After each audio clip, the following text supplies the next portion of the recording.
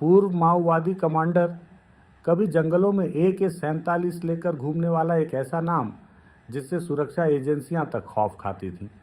लेकिन आज वही शख्स हाथ में बंदूक नहीं बल्कि पेन लेकर परीक्षा केंद्र पहुंचा।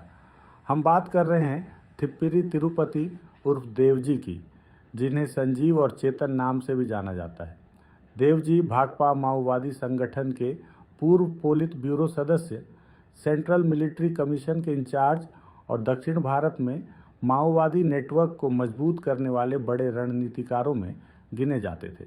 तेलंगाना के जगतियाल जिले के कोरुटला के एक गरीब दलित परिवार में जन्मे देवजी ने बेहद साधारण परिस्थितियों में बचपन बिताया। पढ़ाई के दौरान ही वे रेडिकल स्टूडेंट्स यूनियन यानी RSU से जुड़े और फिर धीरे धीरे नक्सल आंदोलन की ओर बढ़ते चले गए। साल 1983 में इंटरमीडिएट की पढ़ाई करते वक्त उन्होंने पढ़ाई बीच में छोड़ दी और भूमिगत होकर माओवादी संगठन का हिस्सा बन गए।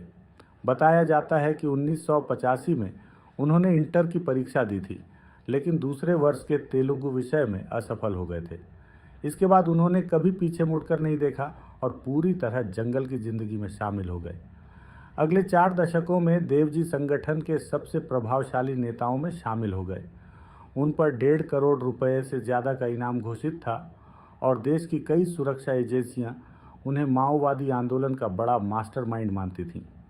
रिपोर्ट्स के मुताबिक 2003 में तत्कालीन मुख्यमंत्री चंद्रबाबू नायडू पर हुए हमले और 2010 के दंतेवाड़ा नक्सली हमले जैसी कई बड़ी घटनाओं में उनकी अहम भूमिका मानी जाती रही। करीब 44 साल तक जंगलों में रहकर माओवादी गतिविधियों को संचालित करने वाले देवजी ने आखिरकार फरवरी 2026 में तेलंगाना पुलिस के सामने आत्मसमर्पण कर दिया। उनके सरेंडर को माओवादी नेटवर्क के लिए बड़ा झटका माना गया। सरेंडर के बाद देवजी ने हथियारों का रास्ता छोड़कर शिक्षा और सामान्य जीवन की ओर कदम बढ़ाया।